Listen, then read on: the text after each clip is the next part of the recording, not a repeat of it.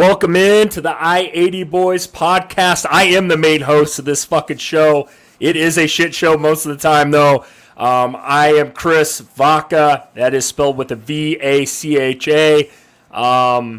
This guy wearing the Kirby Smart Georgia girls, women's, whatever you want to call it, visor is, who are you? You can call me old C Hunt. It's spelled D-A-W-G-Z. For you motherfuckers that don't know how to spell it. Love it, Christian. What's up, man? How you been? What's going on? Man, not too much. I feel like I haven't seen you in forever. It's only been a few days since I got to hang out with the 7'3" guy from Lithuania over there. Yeah, no, actually 6'1", 42-inch vertical. Bench press is at least 430. You know what I'm doing? No, I'm just playing. It was nice, Christian. It was nice spending some time with you this last weekend, man. It was a good time kicking it with the family, talking some college football with you, and not only with you, with some of the family. We got some family from Texas. We got some Longhorn fans. We got some Buffalo fans out there in Colorado, Colorado State. I mean, you name it, man. It's you know how it is. You got you representing Georgia down there, so. Man, we had a whole super conference really lined up there. The family reunion. 100%, man. 100%. Well, Chris, what are we getting into today, man? There's some news that's come out of your conference. I feel like recently. Is that right? Yeah. Northwestern, man, fires Pat Fitzgerald. So I'm going to start this off with just we had just talked about him, Christian, a couple weeks ago, in Northwestern. Him maybe being on the hot seat this year. I think, if you guys don't know, there was a little bit of hazing going on. And I've heard multiple reports of different things. I think some dudes were obviously out there, whipping the old Pringles can around. There was a lot of different types of things going on, whatever news article you read. I think a little bit of this, though, Christian, honestly just ties into our point, the previous weeks, that I think this was kind of one of these deals where I think it was almost time for Pat Fitzgerald. I think this actually kind of hurt him in a way that, he hasn't had a winning season in the previous, 3 out of 4 years. Last year was really rough with the 1-11 season. Yes, I do know who their W was against. But, Christian, I want to hear your thoughts on this. I know you are big in the social media world here. I would like to hear your thoughts, and what do you think, man? I think the whole situation just seemed really, really weird to me, Chris. I mean, he started off with a 2-week suspension, right, when this first came out, and then the president came out and said, well, they didn't have all the details, and we shouldn't rush to do anything yet, so they would relook at it. And then it looked like they were going to reinstate him, right? But then right about that point, like not even 48 hours after that came out, they fire him. Right. So to me, that's kind of weird. You go from he's suspended for 2 weeks without pay, then they kind of are starting to walk that way back, and then he gets fired. Chris, to me, I look at it like this. The allegations out there, I mean, they're pretty strong, again, and that's kind of what they are at this point. It's alleged that there was some hazing involving nudity. I don't know if it was as far as sexual assault or abuse or whatnot, but that's definitely not good. The thing to me is, if this was a year coming off for Northwestern where Pat Fitzgerald was competing for a Big 10 championship, I have to think he's probably still the coach there. That's my point. Let's say they went 10-2 last year. Let's say it's James Franklin and Penn State, Christian. He probably has a job today. I think this is I guess my question, I want to ask you this. Mm-hmm. How do you think Northwestern as a program, as an administration, handled this? I think it was handled terrible. I mean, thank you. Again, anybody, and we've talked about this all the time, it doesn't matter what line of work you're in or what business you're in, but you don't always put your cards out there, especially when you're in high-profile things like college football. I mean, very oftentimes people want to make a decision. They want to get out ahead of things. I just think that they really shouldn't have done this. It should have been the scandal probably should have leaked, and then they should have waited to do whatever they were going to do, whether it was fire him or discipline him or whatever, because now it just looks like they have no idea what the hell they're wanting to do. I'm almost thinking that part of this was they wanted to kind of get out of paying him some money, and they want to kind of part ways with him, honestly. I mean, that's kind of where it's at. I think ultimately, though, Chris, I do think, even though this is a terrible situation, I do think this is best for everybody involved. Ultimately, Pat Fitzgerald, he's going to get a second chance. It'll probably be a year from now, but I don't think there was any way he probably would have gotten through this year without getting fired anyways, for performance reasons, right? So looking at it that way, I just think that Northwestern as a program in college football in today's day and age, they're kind of limited as far as the kind of recruits they can bring in, the money they can spend, and just everything. So for me, I think both sides of it, especially last year with Pat Fitzgerald having a 1-11 year, and him being the coach there forever. I mean, he was there for 16 years. I think that this it's good for everybody involved, I guess, if you kind of take the allegations and all that stuff out of it, because we've said this forever on the show. I'm really curious to see what would Pat Fitzgerald do at a place like Nebraska or Florida or one of these big time schools that he could kind of have way more money to spend in that football program. No, 100%. And just to add to your take here, Christian, I 100% agree with you. I will say this to add some more stats to this. I believe Northwestern owes him $48 million. He signed a pretty big deal a couple years ago, Christian. That's a lot of money. I do believe, if I'm not mistaken, he's appealing this with lawyers and everything. There's going to be a lot that comes out of this, down the line, right? And I don't blame him for that part of it. Now, my other speculation, we want to talk about the hazing, and we're not going to get into details and what we've heard. I don't know. I don't believe everything I read on the internet. I'm not one of those people. But here's my big thing. I grew up in an era of hazing because I'm that old, Christian. I'm that, degenerate old fuck that you talk about. That's me. I'm not going to get into what we had to do growing up in high school, but I will say this. Why the fuck is this even going on in 2023? It's a different era. The world's changed a lot, and I'm not going to get into politics, but you guys were 1-11 last year. I think you guys need every fucking freshman you got. You know what I mean? Like, this is where I was at when I heard all this. I was like, yeah, what's really going on here? I mean, you guys obviously aren't serious about football, but it sounds like you're pretty serious about this hazing thing. Now, the big question is whether or not Pat Fitzgerald knew what the hell was going on.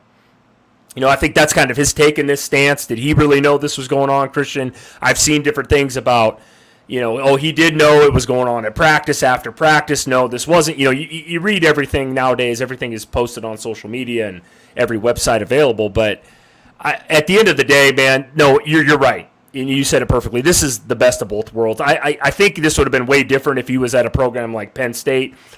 And now that I think about it, I don't know if the Big 10 is full of a bunch of degenerates with the Michigan State scandal going on back with what's his bucket? Yeah, Penn State. I mean, Ohio State had some issues with their wrestling program a couple years ago. Big 10 kind of looks like a bunch of predators out there right now, and I'm not going to get into that. But I guess, it just doesn't look good as a whole. I think it was I honestly, if this didn't happen and let's say Northwestern won 2 games this year, I think he was kind of out the door, man. He's ran his tenure over there, and like you said, we both talked about it just a couple podcasts ago about if he was at another program where he could possibly recruit better, have the opportunity to recruit better. I think Pat Fitzgerald's a really good guy. I think he's a really good coach. He loves that program. He played there, Christian. He coached right there right after he got done playing as an assistant. I think he's been a head coach now for 16 or 17 years, so there's going to be a lot that comes out after this too. This is not something that's we're going to find out the final answer here in a couple weeks. So yeah, you'll get a lot more people that'll come forward and a lot more information that'll come out. And it's just like any other scandal that you see in college football. You only have one part of the picture. Now, what I think personally, again, what I think happened, allegedly, right, happened is he may have known about it, but the thing of it is, if you're a head football coach at a program and there's some hazing going on, I'm sure that there was probably some conversations that were had. What exactly is going on? X, Y, and Z. Okay, don't let it get out of hand. Don't do anything stupid. You know what I mean? Things like that. I mean, it's just kind of like, I hate to say it this way because it sounds terrible, but how many times do, every program has traditions or things that we don't know about that happens, right? that's kind of off the books. And I'm not trying to advocate for this because obviously we don't have all the details. We don't know exactly what's going on. But you got to admit, it's at certain times where there's traditions, there's things like that are going to happen. And it's kind of like as a coach, for Pat Fitzgerald, you talked about, he played there not, 20 years ago. I'm sure it was a different era of college football, and it's kind of probably part of him saying, I remember that happened when I was, a freshman. Right. Let's hear. Christian, I'll ask you a quick question before we wrap this up. What happens if this was Michigan and Jim Harbaugh? Do you think it just kind of gets swept under a rug, essentially? No, what would probably happen if it was Michigan and Jim Harbaugh is it would probably get, and I'm just saying, probably get pinned on some recruiting assistant or some low-level assistant, and then they would probably be out the door. Right, 100%. And that's win-loss has had a little bit to do with this. I truly believe that, unfortunately. Nope, 100%. Well, Chris, we're talking about Northwestern, and we're going to kind of switch gears here from a team that went 1-11 to a team that's been the premier dynasty in all of college football. Let's get into a little bit of Alabama Crimson Tide. Let's go. Chris, what are your thoughts on Alabama this year? All right, man. I'll break it down like I normally do. Then Christian usually comes behind me here. Guys, if you don't know, Christian follows up. He's a stat whore. He will break it down player by player, both sides of the ball, special teams. That's usually what he does. But I've been hot all year on Bama. I've had kind of a different take over the offseason with the spring game and just all the, I don't want to say drama, but just what's going on with the quarterback situation in Alabama. So I'll start off here real quick, guys. We all know last year, 11-2. They were 6-2 in conference. They had the loss to LSU, Tennessee, right? Here's a big stat here that really gets me last year. We all know who the fucking quarterback was last year of Alabama, the returning Heisman candidate, or excuse me, not candidate, winner, Bryce Young, right? And I think we all know what, he was drafted 1 overall at the Panthers this year. But they averaged 41.1 points per game, Christian. That's a lot of points. That was 4th overall last year. It's very impressive. In the SEC, a conference where I know defense has definitely played. They were at 11th in yards per game at damn near almost 500 yards per game. That you can't ask more of an offense than that, which kind of will lead into my next segment here. If you guys know where I'm going with this, they only gave up. I mean, this doesn't look bad when you look at it from this perspective. Only 18.2 opponents points per game, which finished 9th. So they had a top 5 offense, Christian, a top 10 defense by stats. This is why you don't always want to dig super deep into this, but that was 9th in the country last year. Strength of schedule was 25th or 26th in the nation. That's obviously it's the SEC. I'm not an SEC guy, but Christian is, and I'm not a dummy. SEC is the best conference in the world. It has been for quite a while now. As I touched on, their only losses were to LSU and Tennessee. The problem is they gave up 32 points against LSU. They also gave up 52, Christian, to Tennessee.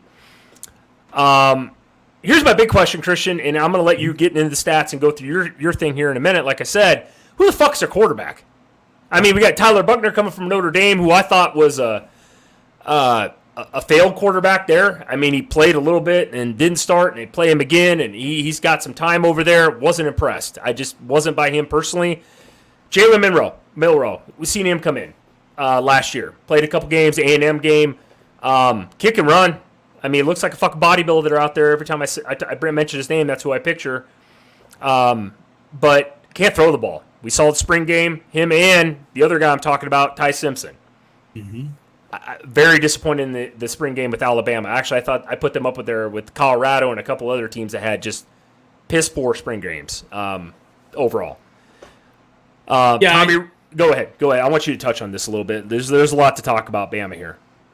Yeah, I think that, for me it's weird because, when we talk about, Alabama football, right? Like, who in the hell would have ever thought, right, that a 2-loss season would be considered a down year for a team?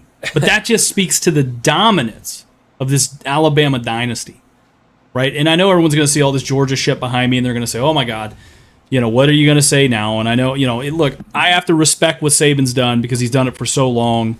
But you kind of touched on it, Chris. The biggest question mark is quarterback, right? And in years past, I mean, they've had some less than stellar quarterbacks who've looked elite because the team around them has been so so good and they get so much production back. But this year is not going to quite be like that, right? The offensive line at times last year didn't look all that great. They didn't have a receiver that had over 700 receiving yards last year. They lose, one of the best running backs in the country in Jahmyr Gibbs. Some of their wide receivers that you would really like to see kind of coming up have transferred out. They've gotten, and I know where this is kind of going, right?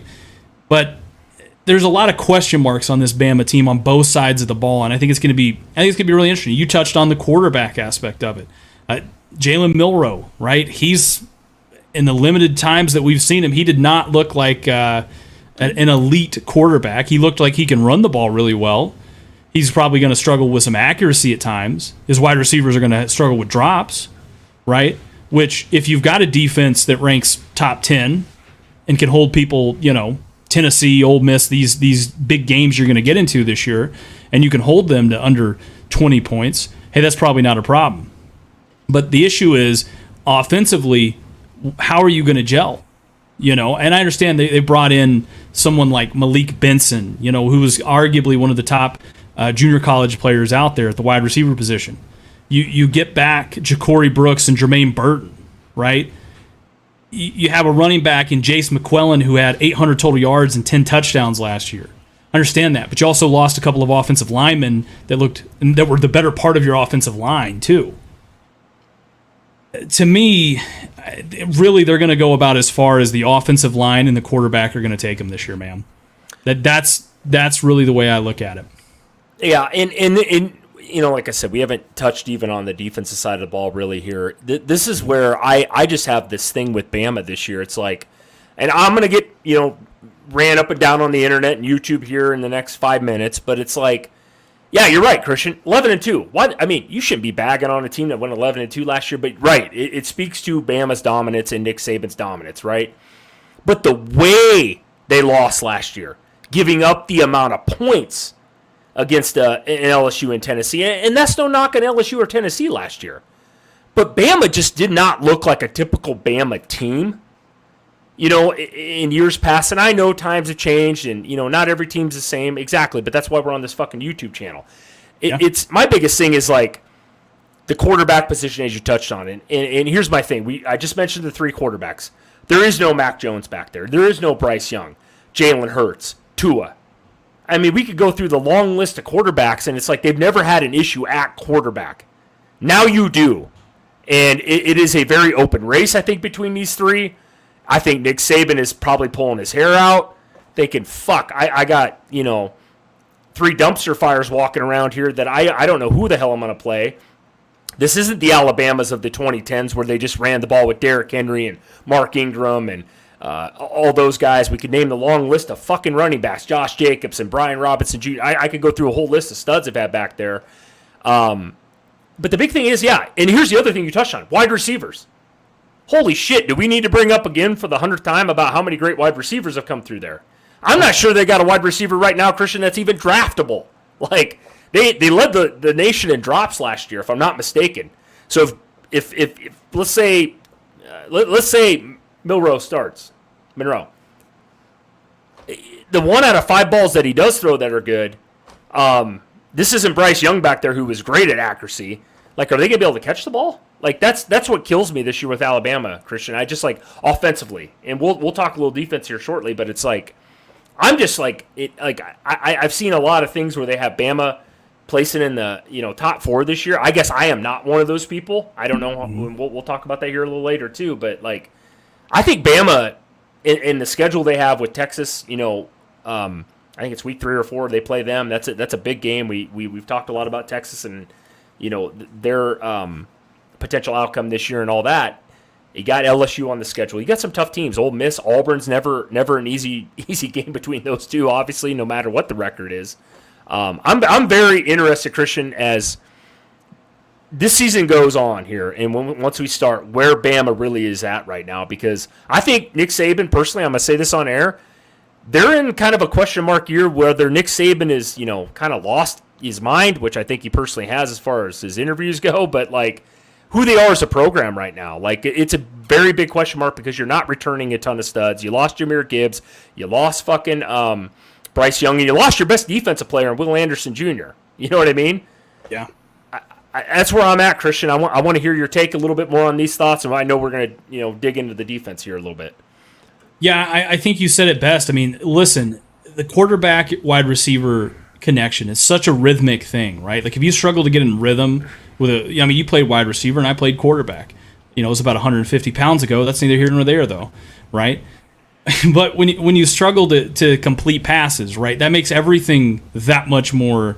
The pressure is on you that much more, and I think that starts leading to some of these drops, some of these mental mistakes, and it's really tough, right? So, when you go out and you hire a guy like Tommy Rees, who, by the way, had Tyler Buckner at Notre Dame, they finished ranked, I think, 60th or something like that in the country as far as total offense was concerned. The last time that we watched Tyler Buckner, really get on the field and do anything, I think it was against Marshall, if I'm not mistaken, and they lost that game. He struggled, and then he got hurt late in that game, and then obviously he was out. Right, but now you're playing in the SEC. The SEC. Right. It ain't going to get any easier. Exactly. It's not going to get any easier. You're going to have to replace Marshall with there's a couple of cakewalk games on that schedule, but you're arguably going up against the hardest conference in all of college football. And it's not going to get easy at any point. So, of course, if you're an Alabama fan, you don't give a shit if you beat South. I mean, you do care, but you almost don't even go to the game against Middle Tennessee or South Florida or Chattanooga, right? I mean, you don't care if your quarterback puts up 800 yards in that game if you can't beat Texas or Texas A&M or Tennessee. Right. So it's almost redundant. Now, talking about that, let's segue into the defense here, right? Yes. Because again, we talk about this all the time. They lost a shit ton of talent and production on that defensive side of the ball. At Will Anderson Jr., they had Henry To'oTo'o who's out. You have, if I'm not mistaken, they had DJ Turner who's off that defense. They had or maybe it wasn't DJ Turner. I was thinking of Dallas Turner, but they had, a big stud defender. There's a defensive tackle that's gone. They've got multiple members of that secondary who aren't there anymore. Just so many different pieces off that defense are gone. And I think that when you stop and look at it, yes, you do get back Dallas Turner and Malachi Moore, right? They're going to have to step up this year.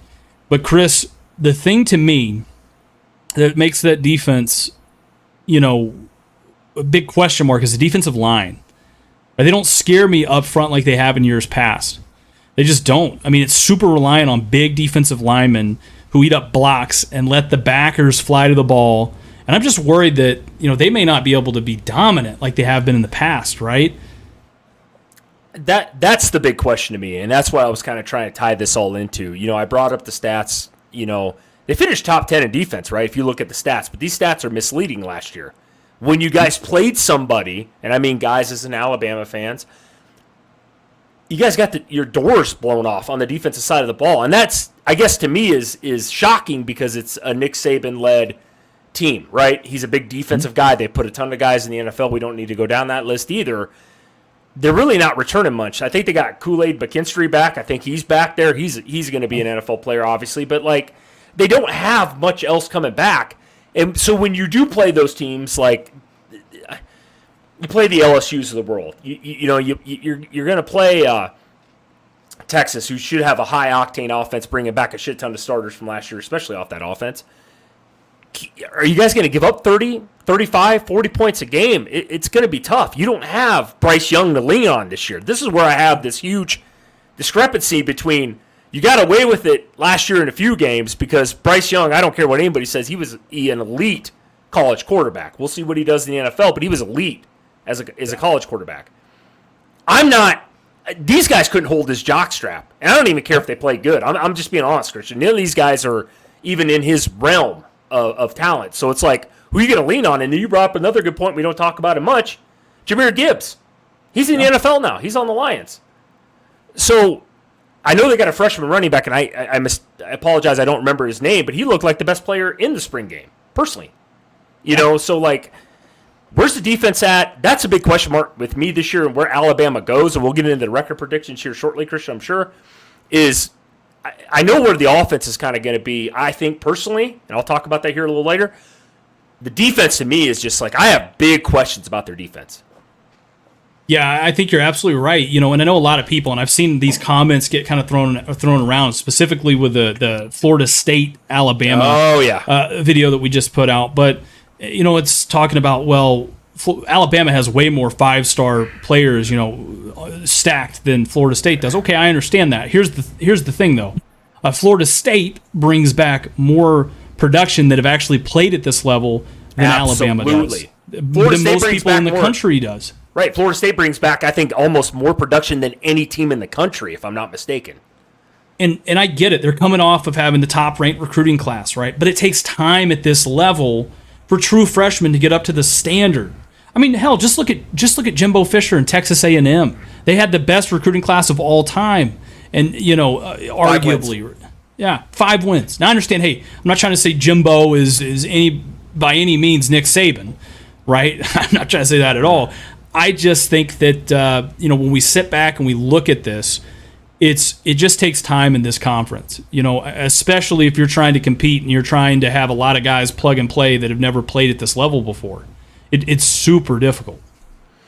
No, you're right, and I don't have much more to add as far as offense and defense goes. Like I said, defense is going to be a huge question mark. I don't buy into how many stars you have, Christian. I'm not that guy that. I don't really give a fuck, honestly, personally. Yeah, it's cool to get a 5-star player. It's great. But there's a hell of a lot of 4-stars out there that can ball, too. It's all about coaching. It's all about the kids want to. It's all about the program you're on, that staff. I mean, there's so many things that go into that. It's awesome you get a 5-star, but not every 5-star fucking pans out to be an NFL player either. I mean, we could go down a list of NFL players that are 2 and 3 stars, so that are obviously Hall of Famers and Pro Bowlers. So, yeah, I'm not big on that argument, but I will say this though: Alabama, their defense to me overall, as far as both sides of the ball, is I know where they're going to finish overall. Like on offense, I have a good idea, but man, what are you going to do on defense when you play the LSU's of the world and Jalen Daniels, when you play Texas and Quinn Ewers and that receiving core that comes back, which I think is probably right there with Ohio State as far as the best in the country. I think they're going to struggle this year, Christian. I truly do. Yeah, I'm not disagreeing with you, but how much are they going to struggle? Well, let's just find out. By God, Chris? What do you think they're going to? How do you think they're going to finish this year? All right, so you're going to give me a little time here with this one, and when I say struggle, this is sad. We got Middle Tennessee State off the rip. That no question there. Here's where I'm going to piss off the Bama fans. I think Texas wins this game. I truly do.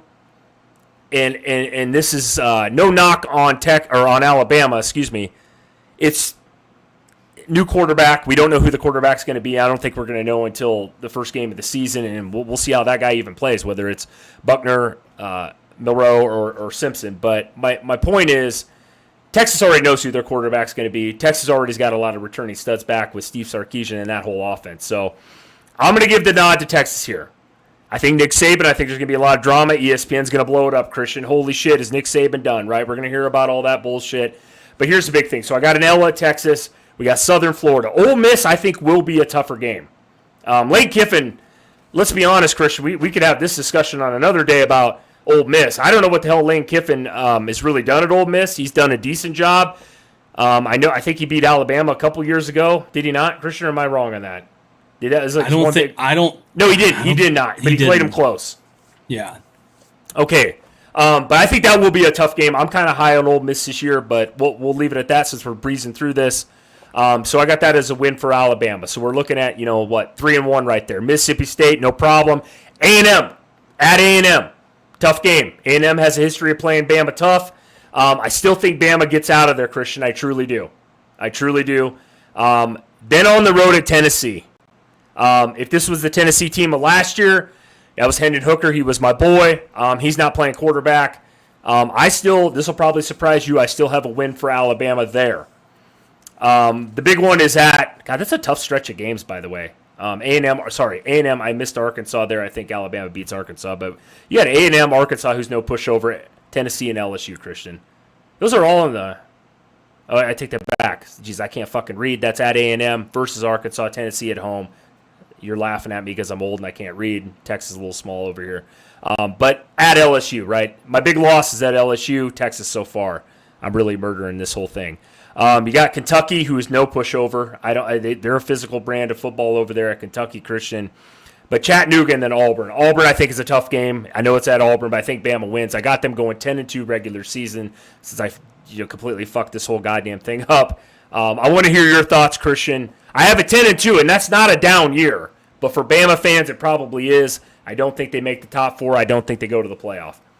Yeah, I think exactly like you said. I mean, that would be the apocalypse. But let me kind of bring it in a little bit further here. I got them at 9-3. Ooh. With losses to Texas, Tennessee, and LSU. Okay. I think that, LSU beat them last year. It was a very close game. Again, you got to look, LSU returns, they're up there as far as returning production in college football. I'm very high on LSU. I think they've got a really good shot to beat them. Just like you said, I think Texas should have beat them last year. If Texas had any kind of quarterback that could do anything, the problem is the quarterback they had was running around on one leg. He was hurt the whole game, and it felt like it really delayed the hell out of that game even longer. But he still did all he could. I think, if Quinn Ewers gets hurt this year, you got Malik Murphy, who will absolutely baptize him, I think. Jesus Christ, dude. There's a lot of drama about him right now looking amazing. Yeah. In preseason. Texas is probably going to beat them. Tennessee, like you said, dude, Hendon Hooker's gone, but Joe Milton, he can light you up too. So all you need to do is just have that one game. And you touched on it, Chris, that slate where they go see Ole Miss, Mississippi State, Texas A&M, and Arkansas, Tennessee, LSU, and Kentucky. They could have more losses than just what I just said. Right, and let me. I wanted to talk on this because I murdered the shit out of my the way I was reading that. I don't know a lot of teams, even Georgia, if they had to play Ole Miss, Mississippi State, A&M, Arkansas, Tennessee, LSU, and Kentucky in that 6-game stretch there. That's quite a feat. I don't care really who you are. I know it's Georgia, but I'm just, you know what I mean? That's tough to come out of that thing 6-0. I think people knock a lot on Kentucky, like they're just Kentucky and they think of the basketball program, which has been trashed the last couple of years, by the way. But their football team's a physical brand. With Stoops down there, man, they do play a physical style of football. Georgia says it every year, too, when they play them. Like, I think Kirby Smart even says that, which you got his visor on, and you look like a woman. I will say that, though, they play a physical brand of football there. And then, obviously, LSU and Tennessee, to me, is that kind of toss-up game. I don't know what Joe Milton's going to be. I just, God, if Tennessee could beat him 2 years in a row, holy shit, the Hilltoppers are going to be running around fucking naked everywhere, bro. Like, that would be huge for Tennessee. But Arkansas's not a pushover either. We kind of did a deep dive on them, and then, like, I'm backtracking here. But, like, A&M, I mean, Jimbo's got to get it done one of these fucking years for the amount of money he's getting paid. That should be a competitive game, right? I mean, that's a tough stretch. And that's, I guess, my point, guys, is, like, Bama's not got an easy schedule by any means. I mean, by me saying 10-2, I think I'm actually doing them a favor. There's an outcome, Christian, where they go 8-4 this year. Yeah, I was going to say, I mean, kind of after like really digging into the schedule here, I mean, how likely is it that they lose more than 4 games this year? Oh, lose more than 4 for a Nick Saban team? Holy shit! Yeah, maybe they lose 4 games or more. It's a possibility when you look at this, and we're forgetting the one at the bottom. Yeah, I mean, I know Auburn people hate me, but I mean, Auburn, Alabama, you can throw the records out the window. That game never matters as far as records go. It's always a good game, always. Yeah, I know when we touched on Auburn, I said, it would not surprise me one bit if Auburn had 5, 6, 7 wins this year, and one of them was Bama. Right. I would agree with you, 100%. I mean, again, I'm not going to start throwing out all the hot takes in the world here, like Alabama's going to go 2-10. I mean, that might be ridiculous. But I do think that this could be, if last year was a down year, this could be a catastrophic year. Just from that standpoint, right? Where you could have potentially 4 losses or more. Yeah. It just really depends on how the offense plays. There's some other things getting floated out there, and we haven't even talked about this yet. That we touched on it earlier in the episode. We were talking about Northwestern. Tommy Rees is at the top of that list right now for possible candidates. Could you imagine if your offensive coordinator, after losing all of that talent, everything like that to the draft, about a month out from the season, jumps ship and goes to become the coach over at Northwestern. Wow. And I mean, if you're Northwestern, do you blame them, right? I mean, they want a head coach. Tommy Reese is, I like to think he's not proven, but I mean, if he does jump, Christian, yeah, what do you do with Bama? I mean, what do you do with them then? I mean, I knock them down a peg or two then if that even happens. Like you said, a month before the season starts. I mean, Nick Saban isn't going to take over the offensive play duties. I can tell you that. Like he's always had, somebody in there that is usually a coach that had a tough time at a school, right? We could bring up all the people under his coaching tree, right? But I mean, like what? I mean, I'm with you, dude. I'm with you. Bama's very interesting to me, man. We've caught a lot of heat on this Florida State Alabama take. Who's a better team or who will have a better year? But Bama to me, man, with that schedule, Christian, and or just a sheer question marks on kind of both sides of the ball this year for the first time in I don't know how many years, Christian, with Bama. You know what I mean? We always kind of knew what to expect with Bama. Pretty much just pencil them in the playoffs every year. I can't do that this year. I've seen some preseason polls though where people have them finishing in the top 4, and I'm like, damn, man, I think you're just putting too much faith in Saban because it's Nick Saban. And that's literally the argument that they give. Well, it's Nick Saban. You know what I mean? Well, okay, but that's not a reason why someone's going to win. You know what I mean? Yeah, that don't mean shit. You think the old Lane Train or Steve Sarkisian or Heupel, they give two shits that it's Nick Saban? Okay, it's Nick Saban. We're just not going to show up that day. Just give him the win. Yep. No, I know this. Yeah, this isn't played on paper. You know what I mean? Like it's. That's where I'm like, I just think some of these Bama fans, I'm like, man, you guys, I get it. You guys have had the craziest run probably ever in college sports, and I mean sports, but it's like, damn, dude, like, I don't see it. Look at the NFL for a second. Look at Belichick. It wasn't that long ago. Belichick was, I still think he's one of the greatest coaches of all time, especially what he was able to do with Tom Brady. But eventually, you see Tom Brady left, and now they kind of look like they're in the middle of getting ready to rebuild something. Yeah, no, they struggled. They didn't make the they barely make the playoffs. I mean, they I know this because my Dolphins are in their division. I mean, it's not a knock on Bill Belichick, but eventually, I don't want to say father time, which is against his side, but I mean it's against all of us. But it's like you can't be dominant forever. And I've said this in a few podcasts, Christian. I took some heat for it. It was like, I think Nick Saban is on the decline. I just do. And it's not against Nick Saban. It's just the run he's had. People at Alabama, I can imagine, are just so used to competing and winning national titles every year. Eventually that ends at some point. You know what I mean? That's why you go to Bama. I mean, you look at what happened, again, not to keep referencing Texas A&M, but they had that loaded class, and then they won 5 games last year. Everybody jumped ship. Now, I'm not saying Alabama's going to win 5 games and you're going to have a bunch of people transfer. Right. But, you start losing 4 games this year, you'll probably have some people hit the portal. Yeah. No, I do. And like I said, I could see Bama. It would not shock me if Bama goes 8-4. I know that sounds like a fucking crazy hot take. It would shock me, though. Honestly. I mean, Christian, me and you are not to get on you and I, but I mean, we're not just run-of-the-mill people that barely follow college football. I mean, I think if you guys, I'm sure most YouTubers follow other people too, and I think you're crazy if you think Bama's just a shoo-in for the playoff this year. I'm like, I don't. I think it's going to be, if they make the playoff this year, I think that is an overachieving year, and I can't believe I'm saying that about Nick Saban. I'll leave it there. No, I think you said it exactly right, Chris. I think this is going to be a good segment for you here. I think you're really going to love this one that we're going to kind of segue to right now. The most delusional fan bases in all of college football. Chris, who you got on that list, man? I mean, it's only like, I guess we were just going to go with like 5 or so, but who do you think? Well, here's the thing, and then this is where I'm going to piss off my own fan base, my beloved Nebraska Cornhuskers, and I put them at number 5. And the reason why I put them at number 5, Christian, is because it's been.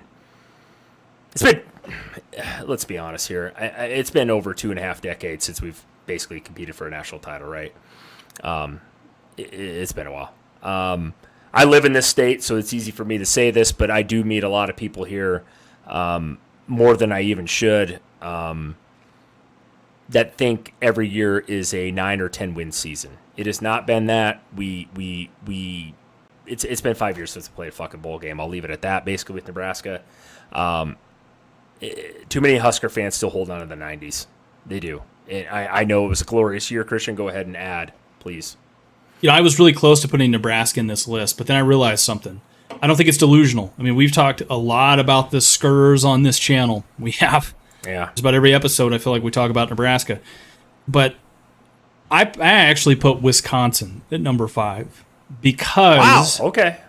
If they thought Graham Mertz was bad, just wait until you see Tanner Mordecai in action this year. Oh, we got this different take on this, but we do ahead. Because look, at the end of the day, it's probably going to be the same shit you're used to. Great defense, terrible offense.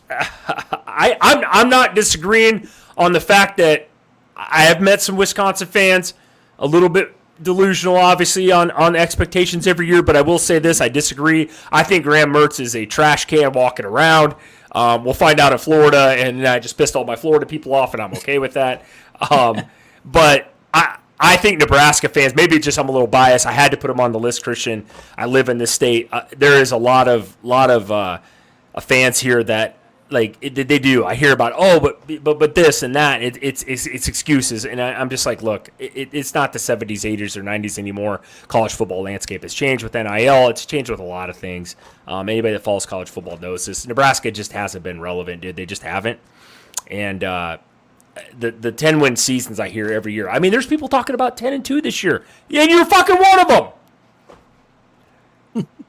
Yeah, I am, but that's just because, hey, I think it's also schedule? Probably, well, I think it's scheduled, but I think it's the conference they play in too, dude. The division of the conference that they play in, should I say. It's one of the most winnable in all the Power 5. Now, it's not 100% like a cakewalk, but if you're halfway decent, you have a top 25 recruiting class, you have a competent coach, you have everything that you guys have, why the fuck would you not do it? I mean, literally, the only way you shouldn't be able to do that is if you don't tackle in practice, you go out drinking allegedly, and you start partying and doing all this other kind of stuff that we've touched on in the past that it was alleged. And I just think it's really difficult to be able to fuck it up, if you want me to be honest with you. I think that, 8, 9, 10 wins, I think that's right in the wheelhouse for him this year. I hope you're right. I like I said, I'm going to leave it at that with Nebraska. I try not to talk about him too much because we seem like we talk about him a lot. But I'll move on to number 4, Christian, if you're cool with that. Yeah, let's do it. USC Trojans. Here's a fucking fan base that it just blows my mind sometimes.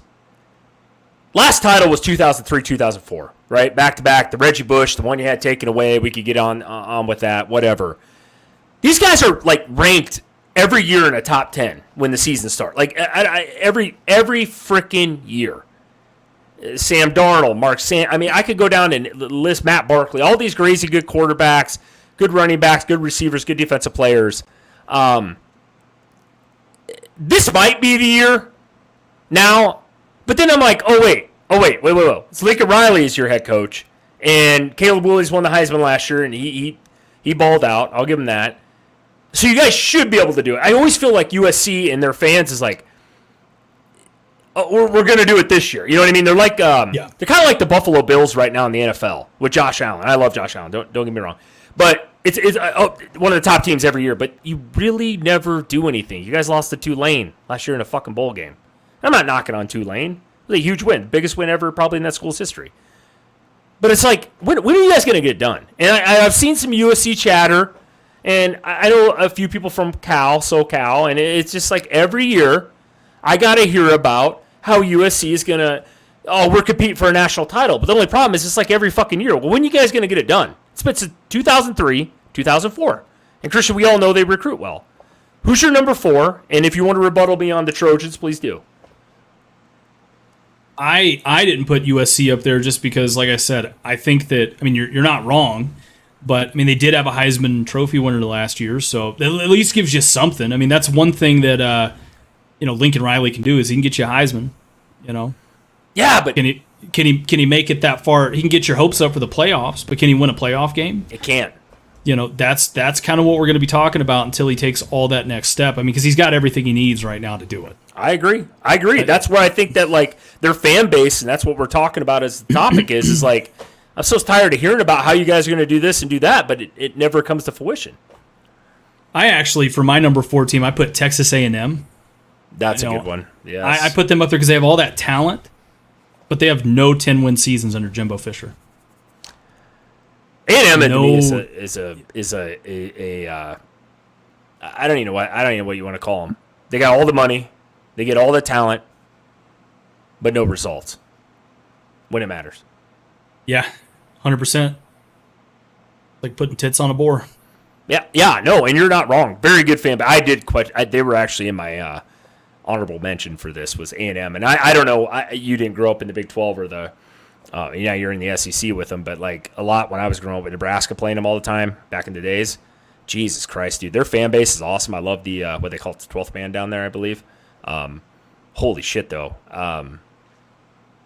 Yeah, I don't think. Schools, I was gonna say I don't think it's necessarily the fan base is delusional. It's just it's got to get it kind of like you said with Nebraska. It's kind of got to get exhausting all these years thinking, okay, this is the year. They beat Bama a few years back, and then it's just like last year they won 5 games, and it's so tough, man, because they're so up and down, with what they should expect, and that's got to be tough, So. Yeah, I agree. I do know a few people that are A&M fans, and it's exhausting. I think, I shouldn't probably knock on their fan base so much. They're very, very optimistic, they're kind of like Nebraska fans in a way, like you said. They're very just want it to happen, but it's like, God, you guys just haven't got it done, and they're paying Jimbo a lot of money. He's a high profile coach, right? So like, it's like when you're gonna get it done, then you shit the bed last year, right? I mean, we would call that complete shitting the bed. Number 1 ranked recruiting class ever, not for the year, ever in most people's rankings, and you didn't make a bowl game. That's tough. Yeah. That's tough. Chris, who you got at 3? This is a split between 2 fucking programs, and I got a problem with one of them, especially Florida Gators and the Texas Longhorns. The Gators. Here's my thing with the fucking Gators, and here's the thing, Gators fans. I have a problem. Sorry, I do. I just do. These guys blow up my fucking chat. You guys were good in the 90s. I know this. Nebraska was good. Okay, I get it. I got it. I get it. You don't have to beat it into my head. I know. We also destroyed you in a national title game, though. Just remember that in 95.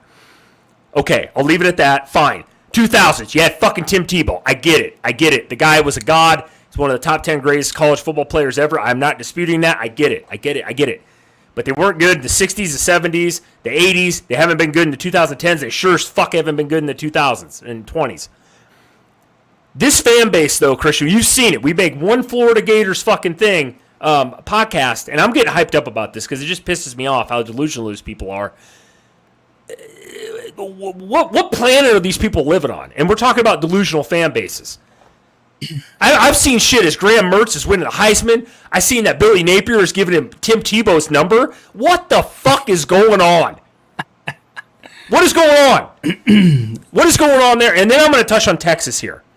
And I got Texas people in my family.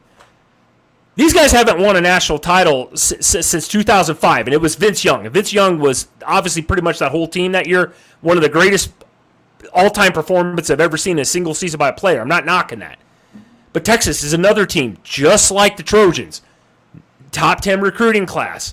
Easy to recruit. You're in Texas. The big name. They have the marquee coaches every year. I get it. But and it's not so much Texas fans, but it's just like they're another team I could classify in with A&M. When are you guys going to get it done? Christian, I want to hear your third your third team here. Who do you got? This will probably make you happy. My third team here, I actually put Auburn.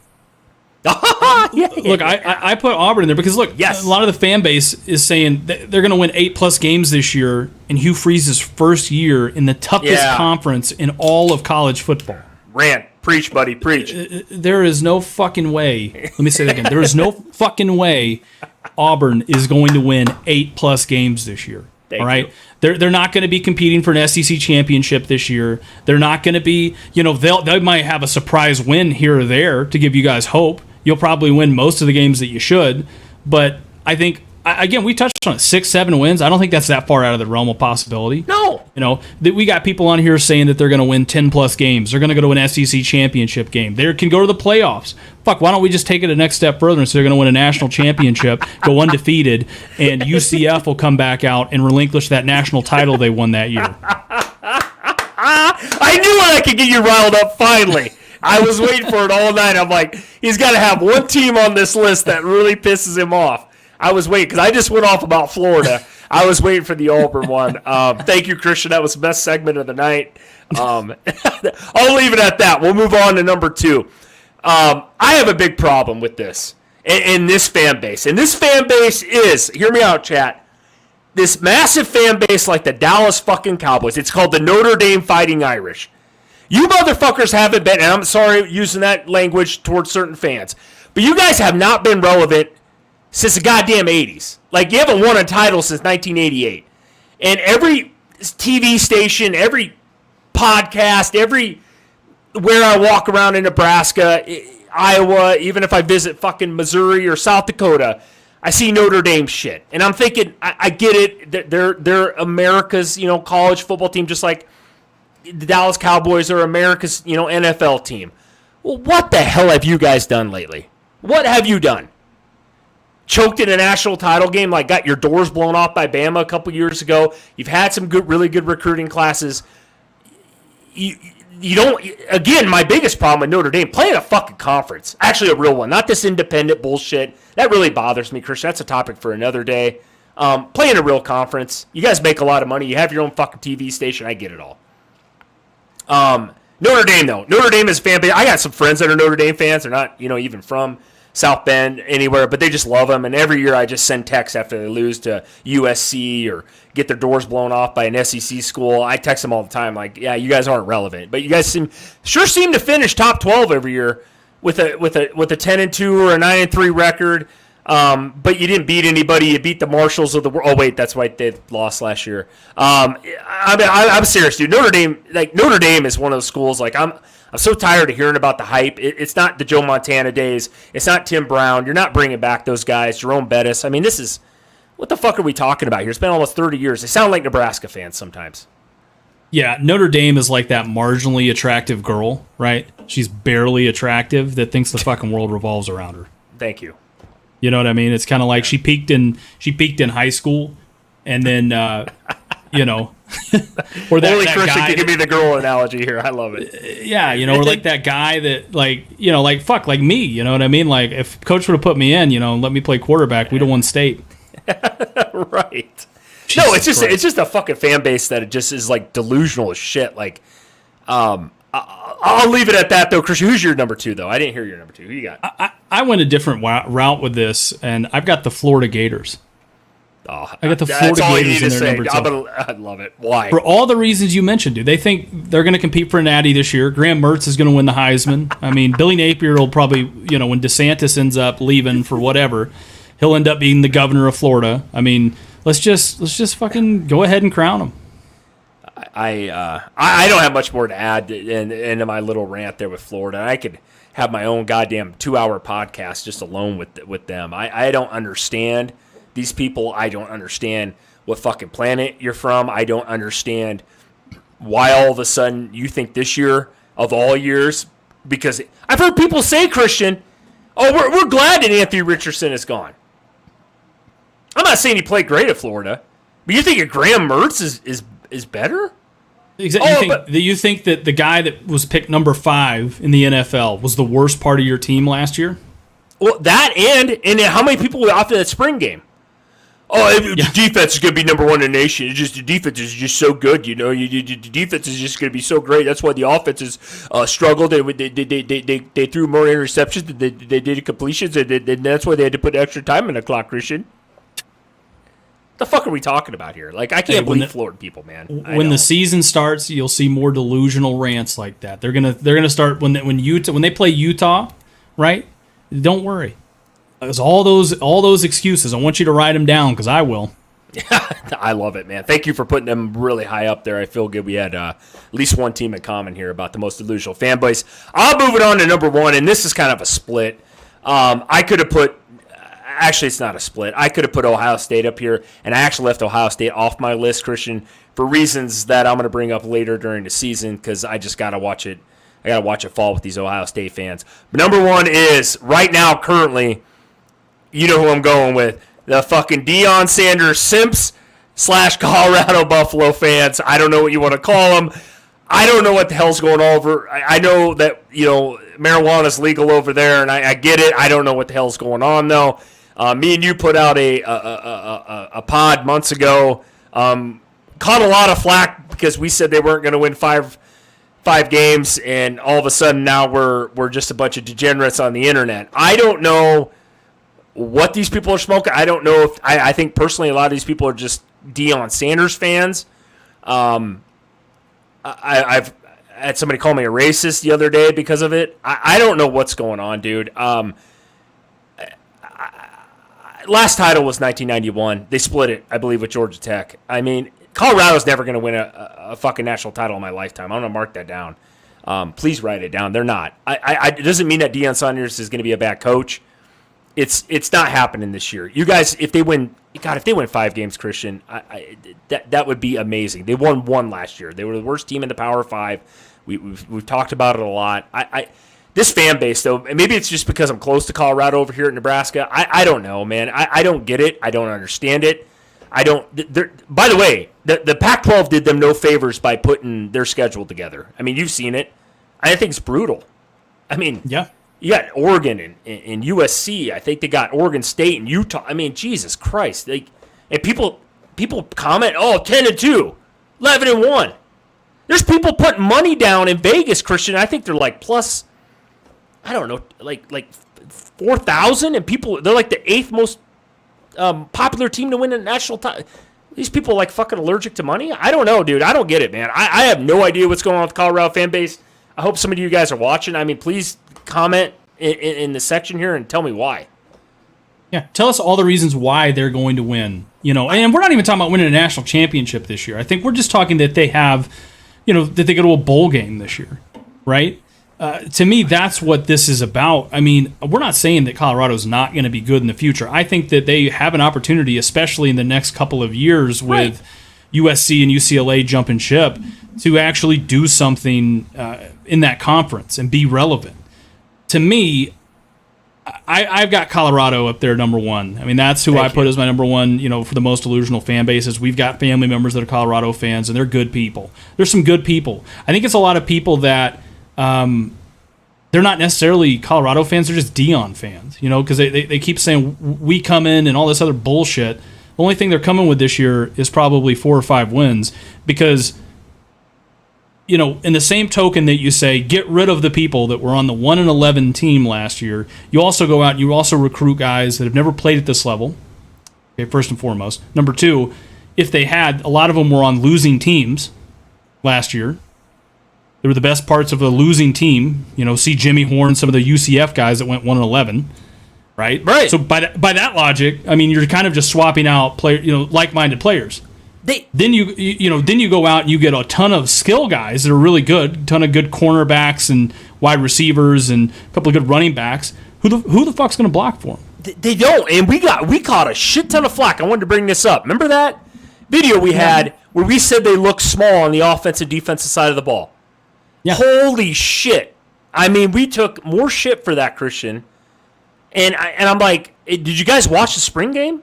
It looked like a glorified fucking track meet out there. They were playing some 7-on-7 during that game. That shows me that Deion doesn't have an offensive line.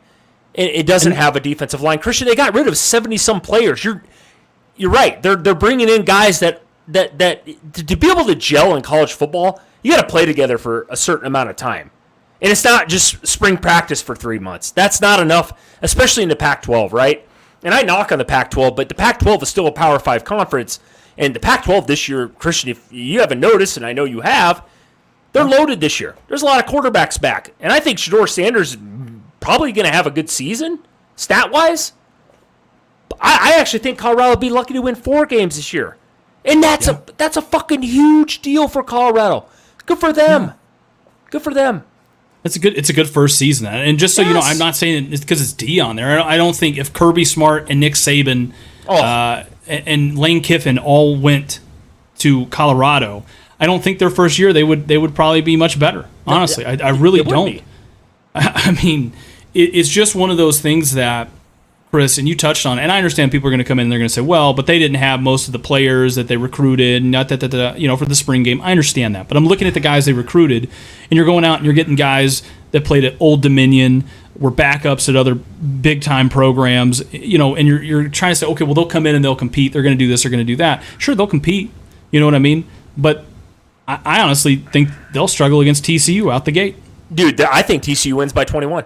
Yeah. And that's not a knock against Colorado. Again, I said it just previous, Christian. You know this about college sports. We both played. It's about gelling as a team. You know what I mean? You're bringing a shit. I mean, Colorado is bringing in more pieces than anybody. Anybody by far in the country, especially in the Power 5. It's not going to happen. But these fucking people over there, most of these people in these comments I'm seeing, and not just our channel, just news, you know, ESPN and other YouTube channels and everything else is like, I get it, you're a Deion Sanders fan, so am I.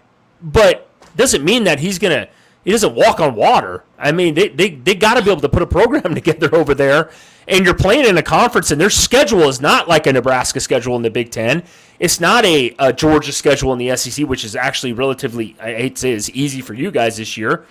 They have a brutal schedule in the Pac-12 just alone. So it's like, just be real. I mean, like, you guys, they were by far the worst Power 5 team last year.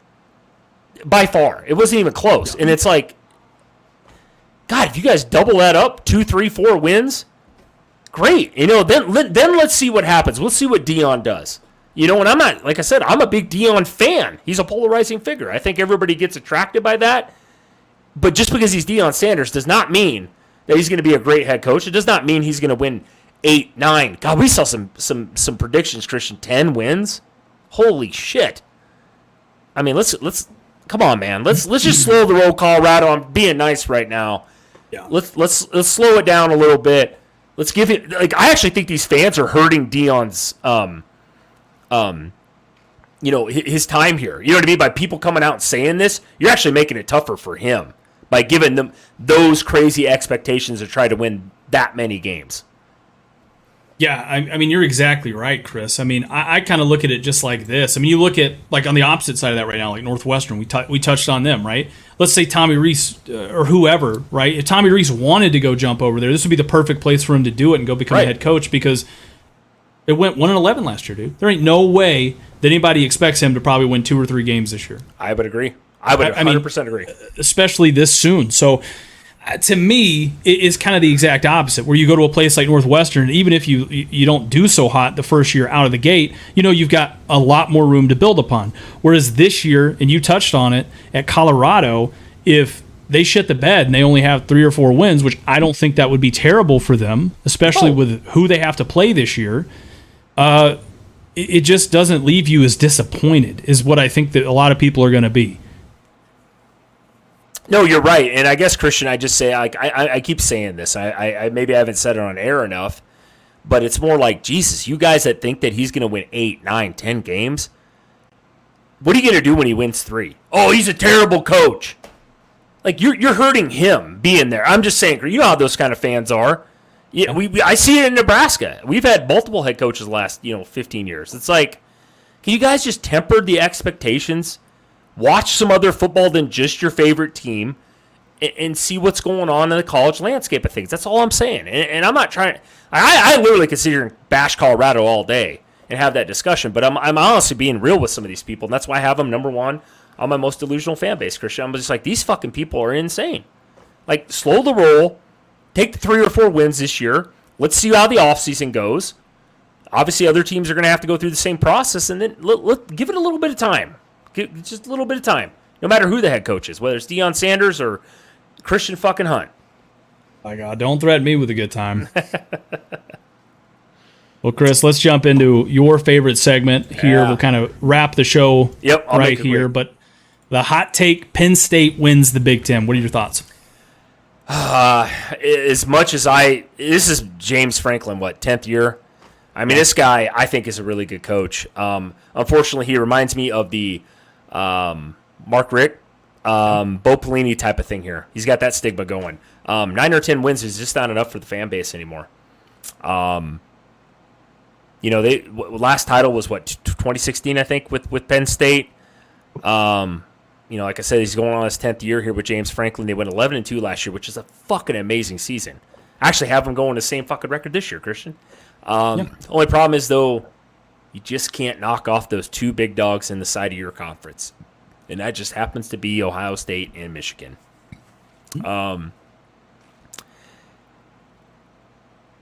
Franklin is getting paid a lot of money. And I like James Franklin. I said just a minute ago. I think he's a great coach. I can see them winning maybe if they could maybe pull off an Ohio State win this year. God damn, that'd be great for them. Drew Alder's going to be their quarterback this year, Christian. New guy. I've heard a lot of hype about him. I know me and you had a little bit of a heated debate over him in Penn State. You put him pretty low on your top 12, top 25 ratings this year compared to me. But they got probably the second best core of running backs behind my boy Blake Corum and what's his bucket over there at Michigan. So Donovan Edwards. Donovan Edwards. Sorry, couldn't think of his name off the top of my head. But they got Singleton and I think it's Katron Allen or whatever at Penn State. These two were awesome. They were awesome last year. I think Penn State's going to pound the fuck out of the football, which fits right in the old Big 10 scheme over here. But defense is going to be good again too, Christian. Penn State plays some defense, man. It all comes down. Penn State is that like left out stepchild. It's just sad because I think James Franklin's a good coach. I think they're a very good program. It's just unfortunate they're on the side of the conference. Conferences are leaving here next year in the Big 10, but it's like I debated about this a lot in my rankings. We've talked about Penn State here and there. I don't see it happening this year. The only one that I think they could beat Ohio State, Christian, but I don't think they beat both, and I don't think they finish on top of the Big 10. I just don't. I just don't think they have enough firepower at the quarterback position. And I'm not saying that Ohio State does too. They kind of have an unknown right now at quarterback. But Ohio State has proven over the years that they can reload at quarterback. Penn State has not. And that's honestly why I give the edge to Ohio State and Michigan. We all know how I feel about Michigan this year. I got them, second in my ratings. But, Christian, I want to hear your thoughts on this because you're not out of the Big Ten like I am. A little biased, but I want to hear your thoughts. I think you said it exactly right. I mean, last time they won the Big Ten was back in 2016. They've only done it once under James Franklin since he's been at Penn State. I think you said it exactly right, though, Chris. I mean, Ohio State and Michigan have ran that conference every year or every other year pretty much. I mean, it's pretty much been them. Penn State's kind of been like split reps with Michigan State, I feel as if, to kind of figure out who's going to be in that third spot or second spot, whatever have you, from time to time. But no, Chris, here's my take on this. I think, like you said, I think they can beat Ohio State this year. Ohio State has a big question mark at quarterback, and that's going to determine a lot of what we see from them this year. But I don't think they get past Michigan. I don't think they're going to get past Michigan. The other side of it, too, is, I mean, don't get me wrong, they've got a ton of talent, but every year they have a ton of talent, and they still lose one or two games every year. And to win that division and to make it to a Big Ten championship game, you got to beat, especially this year, you got to go through Ohio State and Michigan. Yeah, it's unfortunate, right? And he has what I started off this conversation with, Christian, the Mark Richt, Bo Pelini syndrome, where you win those 9 or 10 games, and God, I would die as a Nebraska fan, right? Just not to bring up Nebraska, but I would die for a 9 or 10 win season. But you guys got tired of dying for a 10-win season over there, right? Eventually, 100%. Yeah, because we all know Georgia was talented. We all knew that. I watched it. I was like, God, when's Georgia going to do it, right? But it took a new head coach to get him there, right? It took a few other factors, obviously, as well. But that's kind of where I feel where Penn State's at. It's not James Franklin. I like the guy. I think he's a motivator. I think he's a great coach. It's just there always seem to me like the quarterback position is always not at the tier that Ohio State is, right? The C.J. Strouds of the world and those guys. It's not at Michigan, and Michigan hasn't had a top-tier, really, quarterback. I think McCarthy's going to have a big year this year, but Michigan the last couple of years, why they've won it is because of their defense and the pounding of the football, just dominance, sheer dominance up front. And that's Jim Harbaugh's style of play. And James Franklin has established a lot of that, Christian, I think. I think you would agree. But they just can't get it done when you need to get it done. You know what I mean? Like, you've had those games against Ohio State. You've had those games against Michigan every fucking year, and they just don't get it done. And I don't want to be the person to knock on them, because there are a lot of polls out there, by the way, guys, that do have Penn State, beating in Michigan this year. Maybe not, or excuse me, beating Ohio State, but not Michigan, and still finishing in the top 6, which is that's a better year. I think he keeps his job by doing that. I'm not saying James Franklin's on the hot seat, but when is enough enough? We've seen that in previous coaching tenures over the past, where Bo Pelini, Mark Richt, I'm sure I could name a few other ones too, that 10 wins is just not enough for the fan base, right? They think the talent that they have, and I understand that as a fan base guy, I went through it here too, right? Yeah.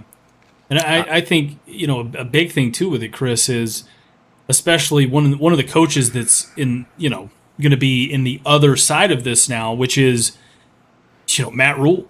He's a Penn State guy through and through. We've touched on this a lot. Let's say Nebraska comes out this year and they go compete for a Big 10 championship in his first year. Right. You think it would be crazy for them to come out and say, hey, if Nebraska and Matt Rule make it to a Big 10 championship this year, kind of like I think they can. I'm not saying they're going to win it, but if they can get to that part, his first year, they may look to say, okay, well, what could he do at Penn State? Right, and here's another thing. This is where I think it makes it even a little bit harder on Penn State going forward, not necessarily maybe this year. The Big Ten coaching tree got a lot tougher. You had a Matt Rule. You had a Luke Fickell at Wisconsin. Things are going to get a little bit better in the East. I don't care what anybody says. We can have this debate later about the East. I know it's been a joke for how many years, really. Wisconsin's going to be better. I think Nebraska's definitely going to be better. Iowa can't be any worse. They're always competitive over in the East, right? You know what I mean? So, this whole thing is the Big Ten, I think, is going to be lifted up a little bit by just the quality of coaches. And they haven't been bad in the past, but I think they exponentially get better over time. And like you said, Matt Rule's a Penn State guy. He is. We had this fucking hot take about this, and it would not surprise me years down the road if Matt Rule does have, let's say, I think I have Nebraska penciled in right now, currently at 7-8 wins, right around there. I'll take that every day. People may think I'm crazy, but I'll take that. Let's say he has another good year and goes 9 wins or 10 wins, and Franklin's still sitting at that 10-2 spot. We all know how coaches, Christian, I'm not just throwing this out here, but we all know how coaches like to go back to their alma mater or, the teams that they love. We see it all the time in college football. You know that about Kirby. Well, yeah, you're absolutely right. It's a very trendy thing to do right now. The alumni are certainly paying attention. 100%. So make no mistake about it. It's going to be really interesting to see kind of what happens. And, Chris, I think this brings us to a pretty good stopping point for the episode. We'll be back on Friday. Chris, is there anything you want to kind of end the show with here? No, guys, I appreciate if you guys do watch this. Like I said, please hit the thumbs up button. It helps the algorithm out. I don't mean to sound like a broken record. Like, comment, subscribe. Guys, drop in the comments, please. I love having comments.